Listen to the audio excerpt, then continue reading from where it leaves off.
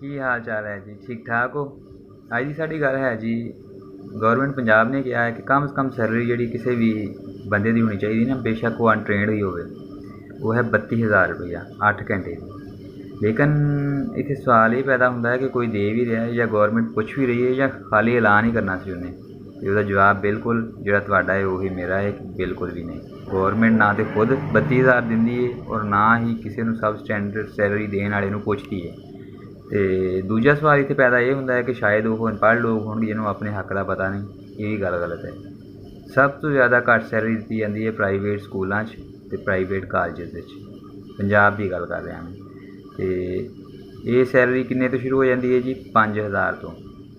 5,000 ਰੁਪਈਆ ਮਾਹਵਾਰ 'ਤੇ ਟੀਚਰ ਜਿਹੜੇ ਨੇ ਸਰ ਉਹ ਪੜ੍ਹਾਉਂਦੇ ਨੇ ਪ੍ਰਾਈਵੇਟ ਸਕੂਲਾਂ ਦੇ ਵਿੱਚ।